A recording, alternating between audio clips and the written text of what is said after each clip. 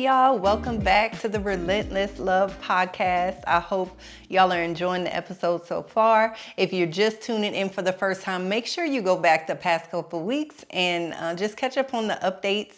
If you're new to the podcast altogether, I encourage you to go back to season 1, season 2. There's so many amazing gems in those first 2 seasons and even some good stuff in season 3. So definitely take some time as you have downtime in this season ahead and get caught up. It's great if you're driving to work or whatever, but I appreciate all of you tuning in, sticking with me. I appreciate the encouraging words, people reaching out, just saying how much me sharing has blessed them. So know that I'm doing this for y'all. I'm definitely not doing this for me. So today we're going to talk about love. I know we just celebrated Valentine's Day. It's Black History Month. We're going to hit that up next week.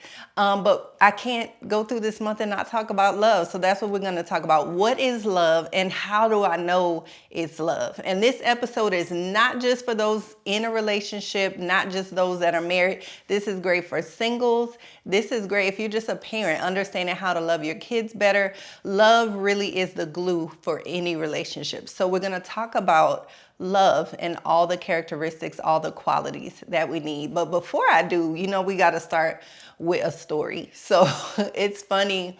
As I told y'all, I'm just kind of rediscovering myself in this new season of life. And so I've been going back to some of my musical roots too and listening to R&B music that I grew up on, some soul from the 70s, 80s. And of course, I'm an 80s baby, but the 90s made me. So 90s R&B, nothing like it. So I just remember staying up all night. I should have been in bed, y'all, just waiting for the radio. We still listened to radio back then. And my favorite song would come on. It was about 3 or 4 in the morning. And I would just wake up like clockwork to hear it. It was Jagged Edge, Gotta Be. But I just remember all the feelings that I had listening to that music. That music will have you in your feelings, right? So yeah, I've just been kind of going back listening to all those, the bands, the male groups that we had back then, and introducing my son to some of that music as he's kind of finding his musical gift right now. But what's interesting is as I'm listening to it and then having conversations with my son about relationships, I just realized, man, these songs and the imagery that it paints about what love is so unrealistic. And I know for me, maybe I set the bar too high so that I meet Mr. Jones, who wasn't the most romantic person initially. He definitely grew into a very romantic guy. But, I was a little disappointed because these songs, man, they just had you expecting rose petals on the floor and all this stuff, right? So love, for the most part, we think of as an emotion. This feeling, the passion, we associate love with that. But the reality is, especially when you get to marriage or parenting, love is an action. It is a choice. It's a daily choice. It's a daily sacrifice. And it's not just motivated by the feeling. The feelings are great, but I guarantee you, if you're in a committed relationship or any relationship for a period of time, those feelings won't always be there, right? And so we're going to talk about what true love is and how you recognize it. How do I know this thing is real? So yeah, I just wanted to make y'all laugh. Shout out to the 90s music, even 2000s. We had a lot of good music back then. It's just not quite the same. So, all right. So love, what is love? Love, like I said, it's a choice. It's an action. Really, the Bible says that God is love. And so, in my opinion, definitely looking back over my relationship, I'm so grateful, y'all. The more I reflect on my marriage, we had such an incredible love. It was a love that was tried by fire. We went through a lot. Definitely check out season 1. The first 3 episodes, we told our story. But man, we had to endure a lot. And so I realized the thing that made our love so strong, and even now, the love I have for my husband, even still, is because God was in the center of it. He is love. And so if we really want to recognize what love is, we have to look at his character. I was actually talking to my kids yesterday about, we're just gonna spend some time learning about the character of God. God is so loving. He's so gentle, patient, kind, long suffering, meaning he will wait years and decades, like he will withhold his anger, and frustration out of love for us. Man, that is what love is. It is an embodiment of his heart, his character. And so to have the optimal experience in a relationship, God, Christ in particular, has to be at the center. And so in my opinion, even when Christ is not in the center, you can have different aspects of love, but not like true love, not real love. So there's different types of love. There is phileo love, which is like friendship. Some people have an amazing friendship. They've been with this person 20 years, man, and they just have a good time. They can talk about anything. They have things in common, but maybe the passion isn't there, right? And that's eros love, that passion, that romantic love. So that's another facet of love. Storge is like this affection and commitment type of love that we see in families, right? It's just you ride or die for your family in most cases, right? And so those are certain aspects of love, but agape, that is that unconditional love that really only comes from that inspiration that God gives. That is the one that really anchors you through all of it. And so in my opinion, how do you know it's love? It's when you, to me, like love that leads to marriage, love that leads to a lifelong relationship, a lasting connection and commitment, is when you have all four of those types of love in one. And it never runs out when you truly have God at the center of it. And so that is ultimately the goal, right? And we're never going to get all of the pieces perfectly, right? Brock and I in particular struggled with the friendship part because we met, we had chemistry, so the passion was there.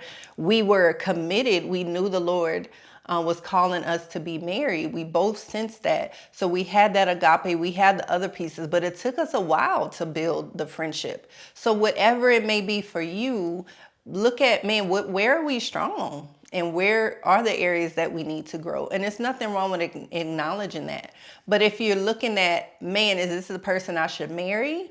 You really want to see all four of those types of love at play at some point or another, which is why you need enough time to really experience a person in different seasons, in different situations and scenarios to test your love. If your love has not been tested, man, it's hard to really say if it's really love.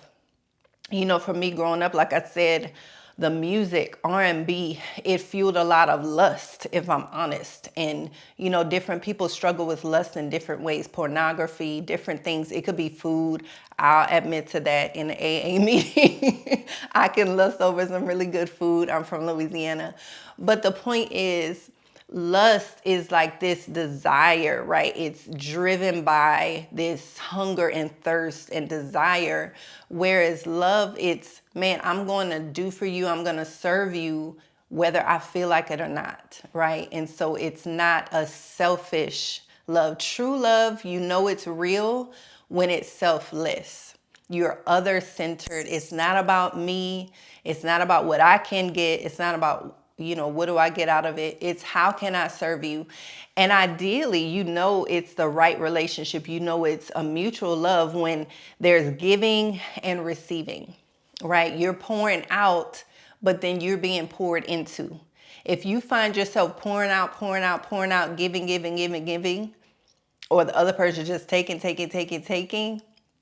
it's probably not real love. And so you have to be honest with yourself and assess that.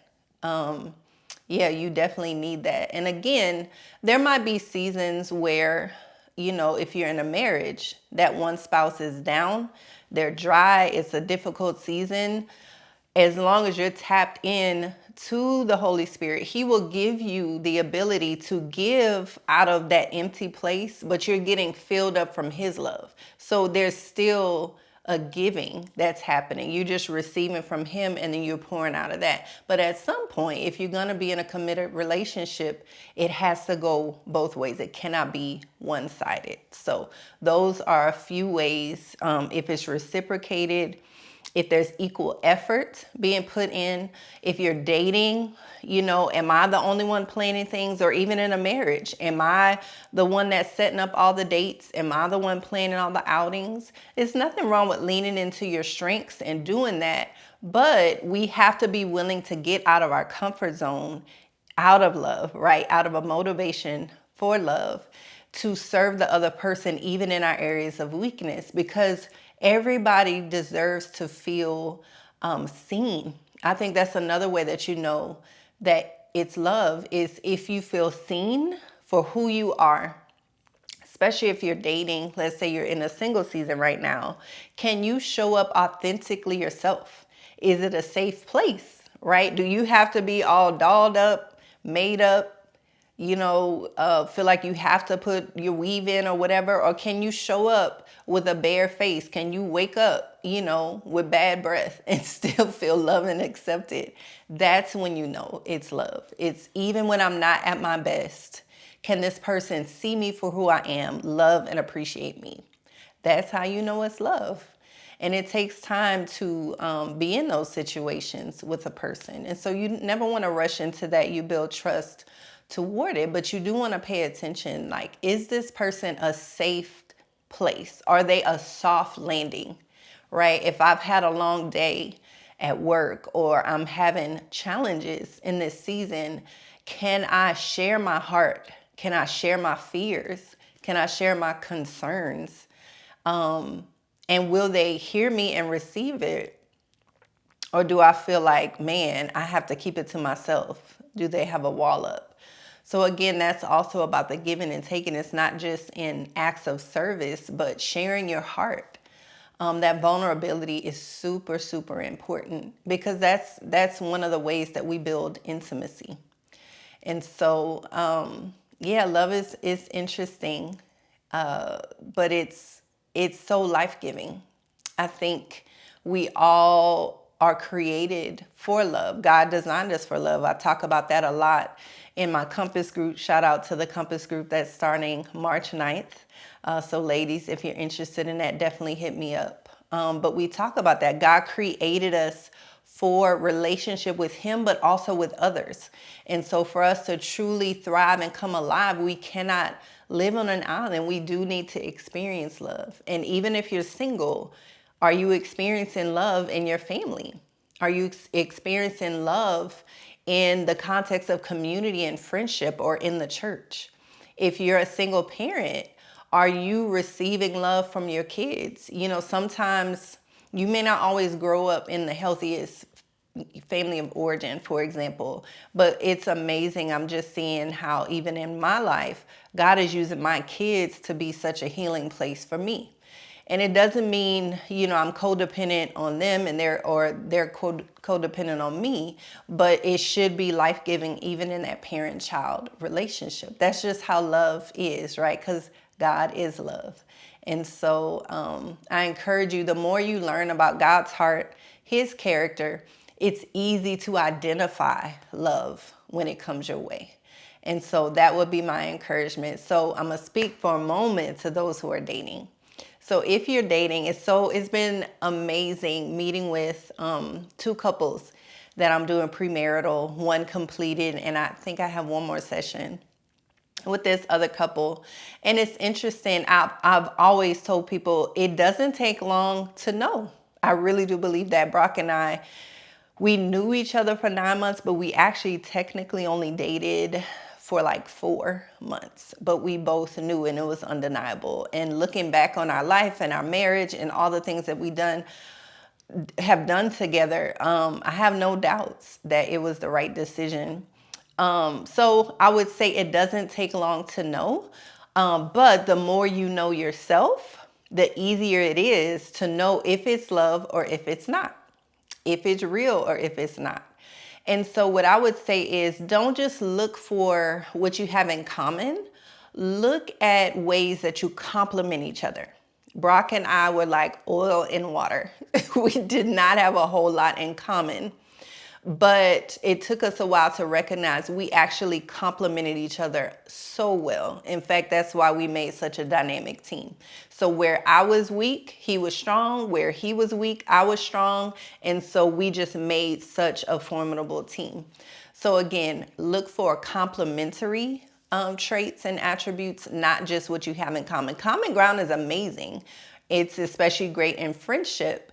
But to build a lifelong relationship, it's not just about what you have in common, because as long as you're willing to meet the person where they are, for instance, I wasn't the biggest football fan, but I knew that was important to Brock. So am I willing to be present and show up and share in that activity with him? That's that sacrificial love. Is there a willingness? Is there a desire? Because the person is more important than the activity. So that's what you're looking for in dating. Also, as I mentioned earlier, can I show up authentically? So make sure that you don't just put the makeup on all the time, right? Try different settings, different environments, and see how the person responds, right? What are the compliments they're giving? Is it strictly about how you look? How your body is, or are they calling out characteristics in you that maybe you don't even see? That is real love, when they can see the best in you and call it out. And I think that is such a powerful thing. That is something you can build on. That is a foundation that you want to look for. And then, do y'all just enjoy being around each other? I don't know, that's the X factor. It can be described as chemistry, that's part of it. But it's like, man, you just come alive. You are so refreshed and energized by their presence. I've found this even with certain friendships. A really genuine friendship can be life-giving like that. So do they feed into you? Can you feed into them? And do you see yourselves like growing together? Are you moving in the same direction? That's another clear sign that this is love and not just an attraction, not just lust. So those are just some tips for my single people. If you are married, find ways to cultivate that love. Man, love is so strong. It's such a powerful force. Like, I think having lost my husband, I appreciate the love he had for me even more. I see things from a different light. And so, it's hard. I think we hear it said, sometimes you don't appreciate something until it's gone. And so I encourage you, don't wait.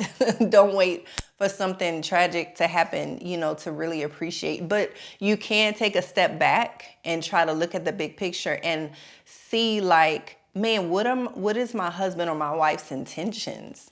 And begin to appreciate that. I think that is something you can do to call out the real love that is there.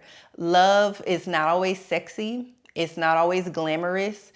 It is doing dishes for my spouse when I don't feel like it. It's showing up, to the things and being the biggest cheerleader in the background. That is what love looks like. It is the glue in the relationship.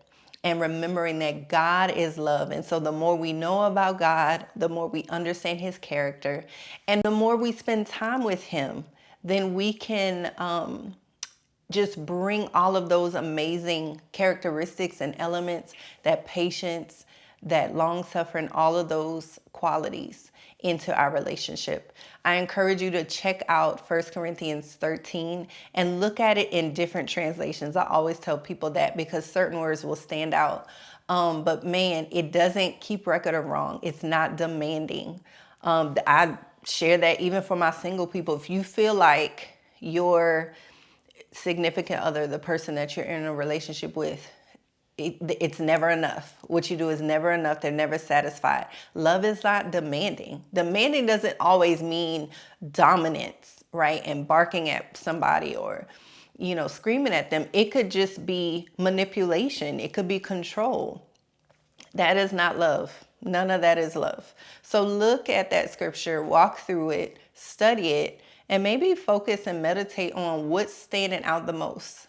And ask God, what can I cultivate in myself to love people in my life better?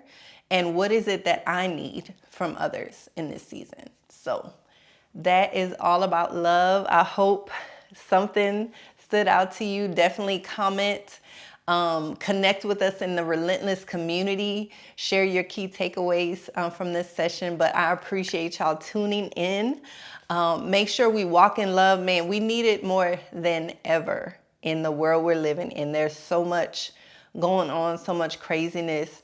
But love really does cover a multitude of sins. It can heal things. It can break through in ways that nothing else can. So do what you can to walk in love. Enjoy being in love. It's such a beautiful thing, and it really does bring out the best in you and those around you. So love y'all. Shout out to the Relentless Love community. Can't wait to connect with y'all there.